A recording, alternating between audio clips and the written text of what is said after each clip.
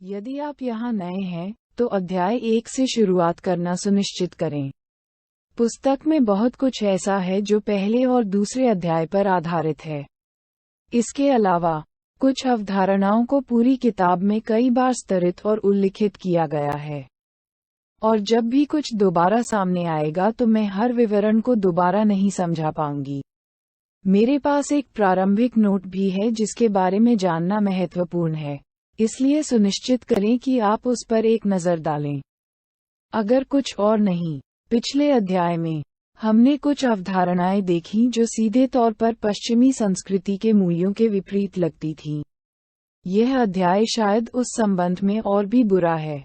आइए पहली 3 पंक्तियों से शुरू करें। 1. प्रतिभाशाली की प्रशंसा न करने से झगड़ा नहीं होता। 2. खजाना इकट्ठा न करना चोरी करने से रोकता है। 3. इच्छित वस्तुओं को न देख पाने से हृदय में भ्रम उत्पन्न नहीं होता। क्या ऐसा लगता है कि इसका कोई मतलब है, लेकिन इसका जो भी मतलब निकलता है वह वास्तविक मूल्य की किसी भी चीज से ज्यादा एक मजाक जैसा लगता है। निस्संदेह, अगर मैं खजाना इकट्ठा नहीं करता तो उन्हें चुराया नहीं जा सकता। ओह, क्या इसका मतलब ये है कि मुझे उन्हें एकत्र नहीं करना चाहिए? लाओ त्ज़ू जो कहना चाह रहा था, वह बिल्कुल भी नहीं है। उनकी बात कहीं अधिक सूक्ष्म है। पहली 2 पंक्तियां उदाहरण की तरह हैं, जबकि तीसरी पंक्ति मुद्दे को थोड़ा और स्पष्ट करती है। एक ऐसा बिंदु जिसे मिस्टर एकहार्ट, ईसाई फकीर, और रूमी, मुस्लिम फकीर, अच्छी तरह से जानते थे, ईश्वर मनुष्य से केवल शांतिपूर्ण हृदय चाहता है। मिस्टर एकहार्ट, जो झूठ है वह हृदय को दुख देता है, परंतु सच्चाई आनंदमय शांति लाती है। रूमी, तीसरी पंक्ति वह है जहां से हम प्रारंभ करना चाहते हैं। हम शायद सोच सकते हैं कि वांछित चीजों का सीधा सा मतलब उन चीजों से है जो हम चाहते हैं। ये सच है, लेकिन लाओ त्ज़ू सीधे तौर पर जिस बात का उल्लेख नहीं कर रहा है वह उस इच्छा का स्रोत है, जो कि अहंकार है, जिसका अर्थ है भ्रम पर आधारित स्वयं की झूठी भावना जिसकी हमने पिछले अध्याय में चर्चा की थी। फिर, हृदय को 2 संभावित तरीकों से देखा जा सकता है। 1. भावनाओं के केंद्र के रूप में, जिसे हम मान सकते हैं, या 2. आपके अस्तित्व के वास्तविक मूल का एक अमूर्त संदर्भ, जो ताओ अर्थ है सब कुछ नहीं। अंतर्निहित अतीत, शून्यता जो आपका सच्चा अस्तित्व है। हालांकि हम आसानी से एक या दूसरे को चुन सकते हैं, मुझे लगता है कि लाओ त्ज़ू के मन में एक विशिष्ट बात थी। अनुमान लगाने की परवाह की कौन सा? अंततः, हाँ, लाओ त्ज़ू दूसरे की ओर इशारा कर रहा है, लेकिन वांछित चीजें अनिवार्य रूप से अहंकार के भ्रम, मुझे चाहिए, पर आधारित हैं, जो तब भावनाओं को उत्तेजित करेगी, क्रिया का दूसरा रूप, कर्म, और आपको स्वप्न, मंचीय खेल, अस्तित्व के खेल में बनाए रखता है। वास्तव में, मुझे लगता है कि यह पंक्ति बौद्ध धर्म के पहले आर्य सत्य के बिल्कुल समतुल्य है। जीवन दुख है, एक संस्कृत शब्द जिसे परंपरागत रूप से, और आज भी, आमतौर पर, पीड़ा, के रूप में अनुवादित किया जाता है। हालांकि कई लोगों ने कहा है कि, असंतोषजनक, शायद बेहतर है। सामान्य, अहंकार आधारित अस्तित्व की प्रकृति अंततः असंतोष है। इससे कोई फर्क नहीं पड़ता कि हम क्या खरीदते हैं, हासिल करते हैं, कमाते हैं या करते हैं, एक समय के बाद हम हमेशा और अधिक की भूख रखते हैं।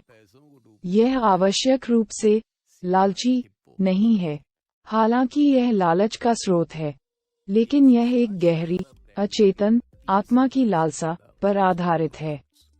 इसे एक तरह से कहें तो, अपने आप में विस्तार करने और वापस लौटने के लिए। यह अपने आप में एक और चर्चा है कि हम यहाँ नहीं जाएंगे, लेकिन इसे इस तरह से देखें, यदि आप वास्तव में भगवान, ताओ हैं, जो, वैसे, अनंत है, तो क्या आपको परेशान करने वाली भावना नहीं होगी, एक पर आधारित, एक छोटे, सीमित शरीर में बंद होने की स्वयं की गलत धारणा आपको बोतल में फंसे जिन की तरह बाहर निकलना चाहती है?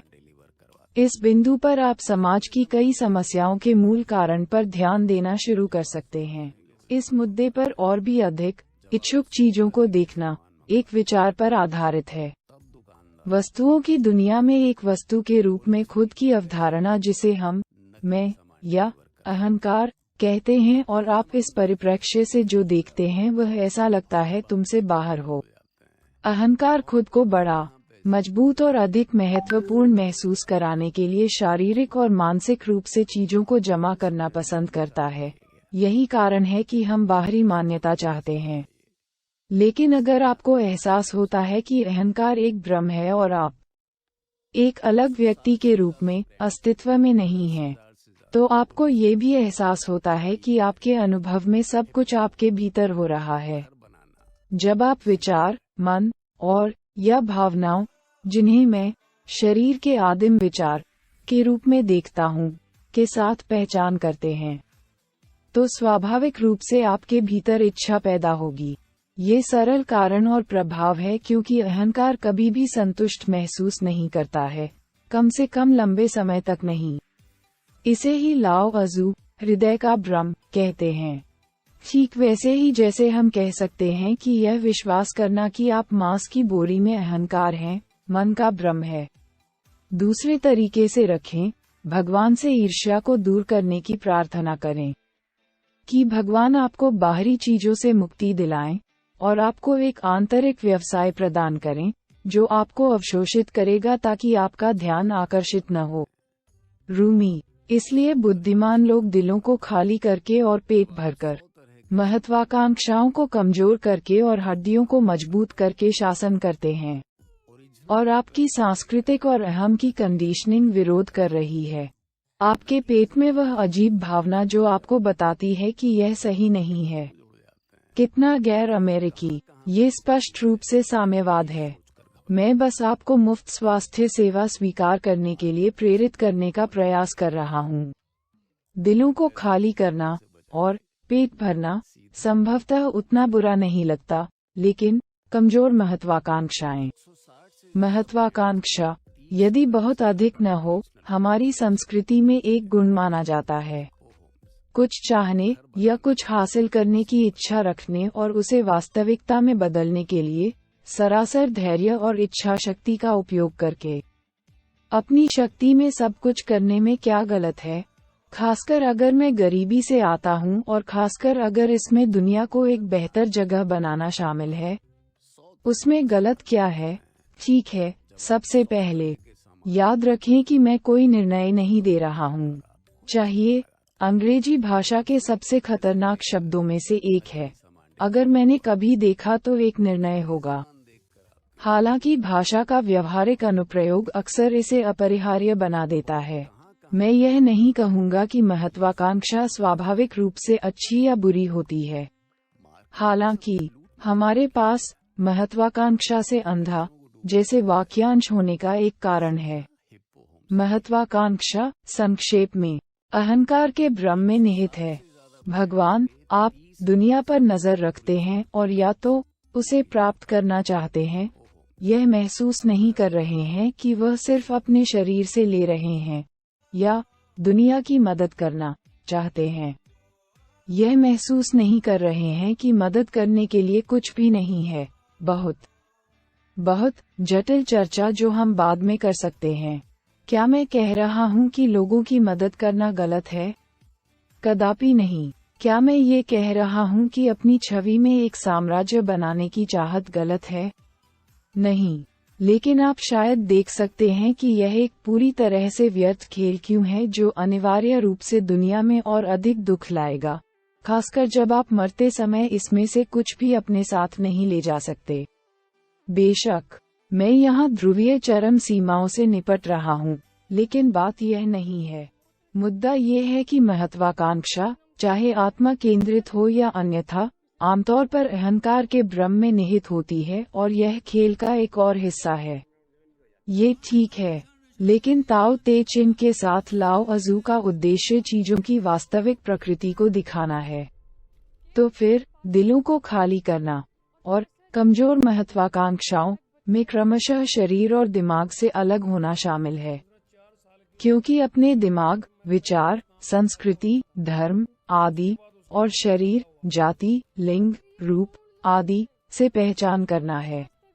भ्रम का हिस्सा, शारीरिक पहचान, हृदय जिसे वह खाली कर देता है, के स्थान पर वह पेट भरता है। इसका मतलब यह नहीं है कि आप लोगों को मुफ्त भोजन दें ताकि उन्हें काम न करना पड़े। ये देखने के लिए एक बहुत ही पश्चिमी और विशेष रूप से अमेरिकी दृष्टिकोण है। ये खेल का हिस्सा भी है।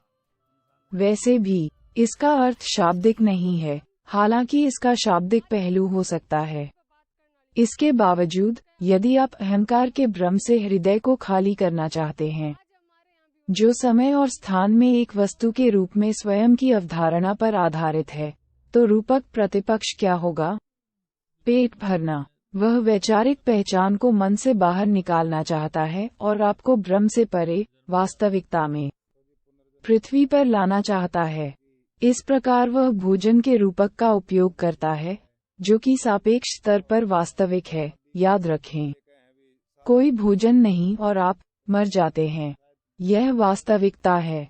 हड्डियों को मजबूत करने का यहाँ भी एक समान अर्थ और उद्देश्य है। हम एक ऐसे बिंदु पर पहुँच रहे हैं जहाँ, फिर से, भाषा उलझ रही है। लेकिन हमें भ्रमित नहीं होना चाहिए। एलन वॉट्स अक्सर एक बार बहुत जोर से घंटा बजाना पसंद करते थे और उसे बजने देते थे क्योंकि ध्वनि धीरे धीरे शांत हो जाती थी। ये हकीकत है। यह मत भूलो कि आपका शरीर और मन वास्तविक है, ध्वनियाँ और मौन वास्तविक हैं, अस्तित्व वास्तविक है। दो चीजों के बीच की खाली जगह वास्तविक है, लेकिन इन सब के बीच एक सापेक्षता है जो हर चीज को एक ठोस केंद्र के बिना छोड़ देती है। उस कल्पित केंद्र को हम अहंकार कहते हैं, जिसका अनुभव इतना ठोस और वास्तविक लगता है, जो तब दुनिया को देखता है और हर चीज की अवधारणा बनाता है, यहाँ तक कि मन और शरीर की भी। और फिर आप उस वैचारिक दुनिया को जीते हैं और पहचान करते हैं विभिन्न चीजें। इस प्रकार अलगाव के भ्रम को जन्म देती हैं। लेकिन आप, अगर हम कहें कि आप ही हैं, तो पूरी एक दूसरे से जुड़ी हुई प्रक्रिया है। कोई छोटा सा टुकड़ा नहीं जो संभवतः इस प्रक्रिया के बाहर मौजूद नहीं हो सकता। सांस लेना या खाना बंद करें और देखें कि आप कितने समय तक जीवित रहते हैं। लाओ अजू का मतलब पेट भरना और हड्डियों को मजबूत करना है, जिसका अर्थ है शरीर और मन, विचार और भावना के साथ साथ सभी अवधारणाओं से अलग होना। मिटाने वाला हाथ ही सच्ची बात लिख सकता है। मिस्टर एकहार्ट, यदि मनुष्य में ज्ञान और इच्छा का अभाव हो तो चतुर लोग हस्तक्षेप करने का प्रयास नहीं करेंगे। ये पंक्ति पिछली पंक्ति का सार प्रस्तुत करती है और वह सब कुछ कहती है जिसका मैंने अभी उल्लेख किया है, वह भी बहुत कम शब्दों में। अगर कुछ नहीं किया तो सब ठीक हो जाएगा। ताओवाद अनुपालन संहिता के अनुसार हमारे पास हमेशा एक रहस्यमय शून्यता या न करने का कुछ गूढ़ संदर्भ होना चाहिए। वह हास्य का एक प्रयास था जो मुझे यकीन है कि असफल रहा। ओह अच्छा, हमने पिछले अध्याय में वू वेई, क्रिया, कर्म और अहंकार के भ्रम के बारे में विस्तार से बात की। ये उसी पर आधारित है। आखिरकार, करने के लिए कुछ भी नहीं है और इसे करने वाला कोई नहीं है। बस एक प्रक्रिया जो हमेशा घटित होती रहती है। अपने साथ सबसे चमत्कारी खेल खेलना। विचार होता है, यह मन का कार्य है।